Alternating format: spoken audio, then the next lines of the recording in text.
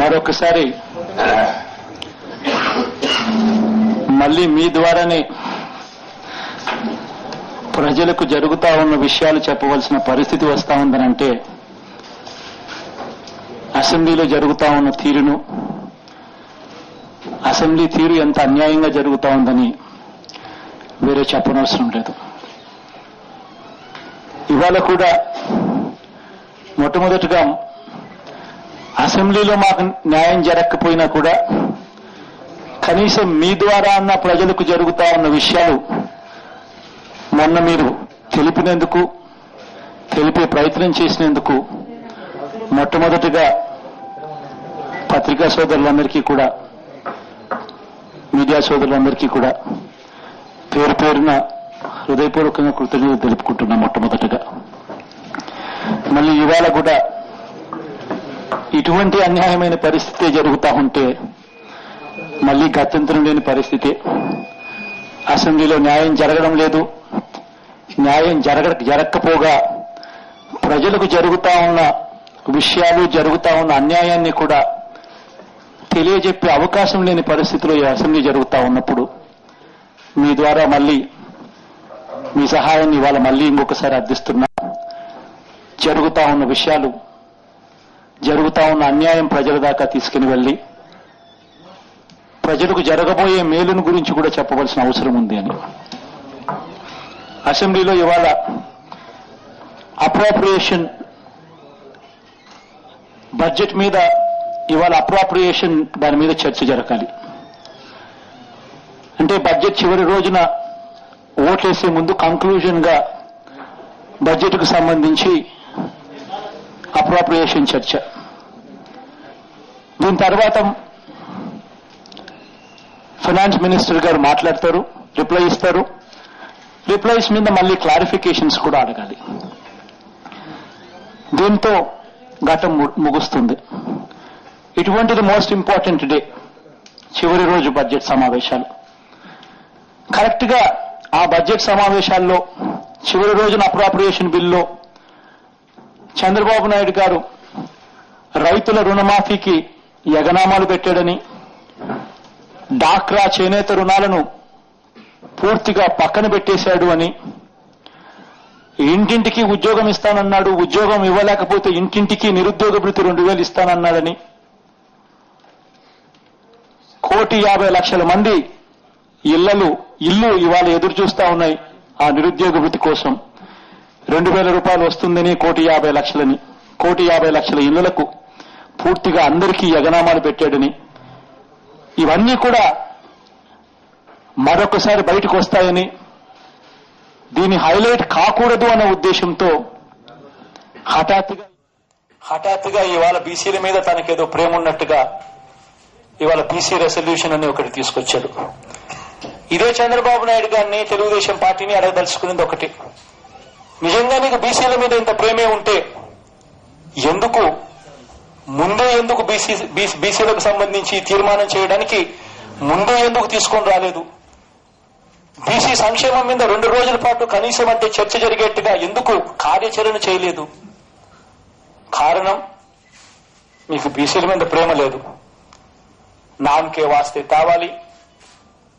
రుణాల మాఫీ, డాక్రా రుణాలు, చేనేత రుణాలకు యగనామాలు పెట్టారు అన్నది బయటికి రాకూడదని, అది తక్కువ పబ్లిసిటీ రావాలని నామకే వాస్తే. ఇవాళ కూడా ఎంత ఆశ్చర్యంగానంటే చంద్రబాబు నాయుడు గారికి ఈ మధ్యకాలంలో ఆయన ఏం మాట్లాడుతున్నాడో ఆయనకి అర్థం కావడం లేదు.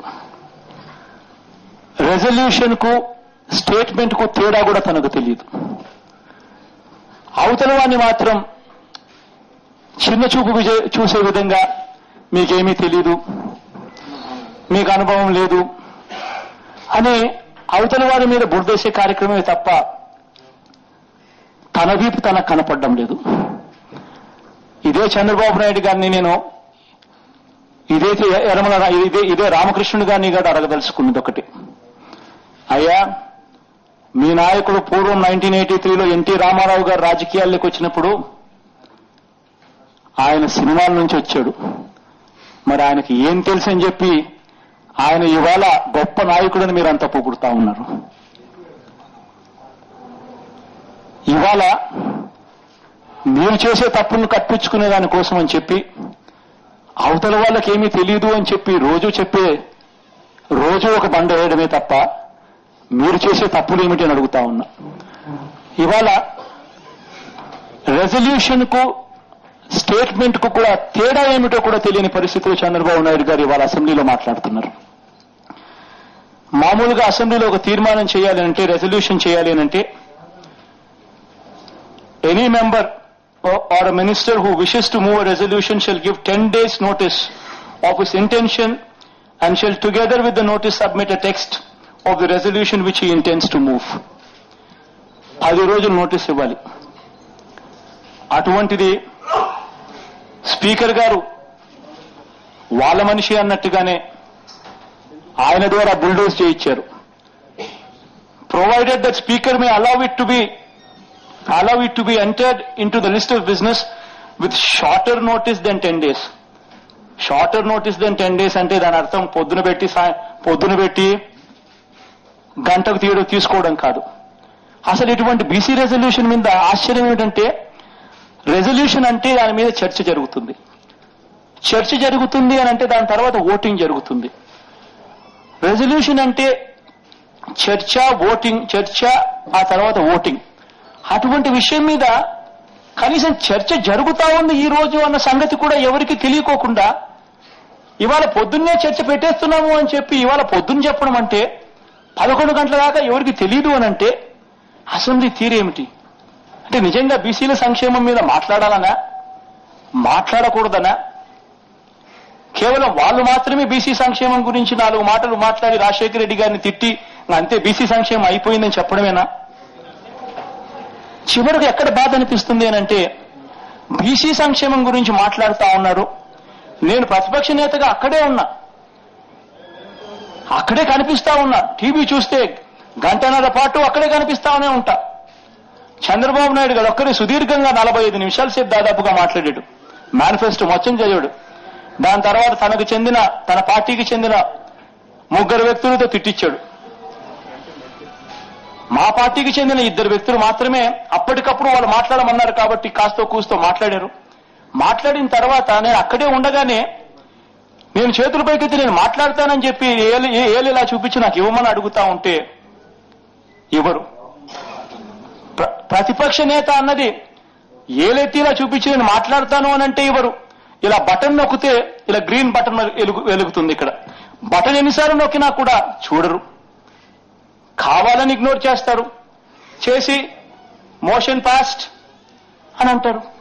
అంటే ప్రతిపక్ష నాయకుడు బీసీ సంక్షేమం మీద మాట్లాడాలనుకున్నది కూడా వీళ్ళు వినాలని లేదు. బీసీ సంక్షేమం కోసం గతంలో ఏం జరిగింది, మీరేం చేశారు, ఏం చేస్తే బీసీలకు మేలు జరుగుతుంది అని చెప్పి ప్రతిపక్షం చెప్పాలనుకున్నా కూడా చెప్పించే పరిస్థితి లేదు.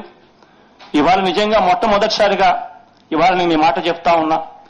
కౌరవ సభ ఎలా ఉంటుందో నాకు తెలియదు, కానీ అసెంబ్లీ మాత్రం కౌరవ సభను మరిపించింది.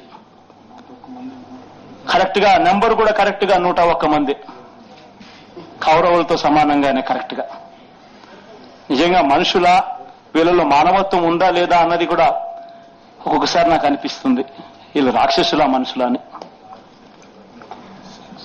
తీరా చూస్తే రెజల్యూషన్ కు సంబంధించి రెజల్యూషన్ ఇవాళ బీసీలకు 33.33% సీట్లు లెజిస్లేచర్ అండ్ పార్లమెంట్ లో పెట్టమని అసెంబ్లీలో ఒక తీర్మానం చేసి కేంద్ర ప్రభుత్వానికి పంపించే కార్యక్రమం చేస్తా ఉన్నారు.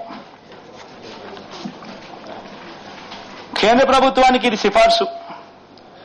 దీంట్లో ముఖ్యంగా ఇదొకటి, to create a separate ministry for the welfare of backward classes in the government of India and carve out a sub-plan for the empowerment of backward classes with 25% of the budget of the government of India. Government of India lo bettamani. Idi to provide constitutional status to National Backward Class Commission to carry out census of backward classes in this country, to provide for reservation and promotions in central government services for backward classes. Idi తీర్మానం, ఇది చేశారు. ఎంత ఆశ్చర్యం అనంటే ఇదే చట్టసభలో రాజశేఖర రెడ్డి గారు ముఖ్యమంత్రిగా ఉన్నప్పుడు ఇదే చట్టసభలో బీసీలకు 33% రిజర్వేషన్లు కల్పించాలని చెప్పి 2008లో ఏకగ్రీవ తీర్మానం చేసి పంపించాడు. ఆ విషయాలు మాత్రం ఎప్పుడూ చెప్పను కూడా చెప్పరు.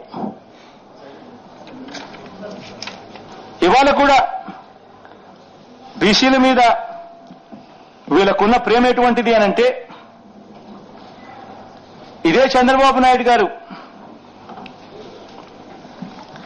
హయాంలో బీసీలకు సంబంధించి, వైఎస్ గారి హయాంలో బీసీలకు సంబంధించి ఎటువంటి మేలు జరిగాయనంటే క్లుప్తంగా మాత్రమే చెప్పుకుంటూ పోతే నేను 2-3 విషయాలు మాత్రమే చెప్తా. ఫీజు రీయింబర్స్మెంట్ అన్న పథకం నిజంగా గతంలో ఎవరూ కూడా ఊహించనిది, ఆలోచనలు కూడా చేయనిది. ఫీజు రీయింబర్స్మెంట్ వల్ల సంవత్సరానికి దాదాపుగా 27 లక్షల మంది లబ్ధిదారులు పిల్లలు చదువుతున్నారు. ఇంజనీరింగ్ చదవాలి అనంటే ఫీజులు 35,000 రూపాయలు కట్టాల్సిన పరిస్థితి. చదివించలేని పరిస్థితులు, చాలా మంది చదువుకోలేక పనులు చూసుకునే పరిస్థితి. డాక్టర్ చదవాలి అనంటే అప్పట్లో 50,000 రూపాయల ఫీజు సంవత్సరానికి. ఎవరూ కూడా చదివించే పరిస్థితి కూడా లేదు. బీసీలకు నిజంగా అందుబాటులోకి తీసుకొచ్చిన వ్యక్తి ఎవరైనా ఉన్నారు అని అంటే అది రాజశేఖర రెడ్డి గారని గర్వంగా కూడా చెప్పొచ్చు.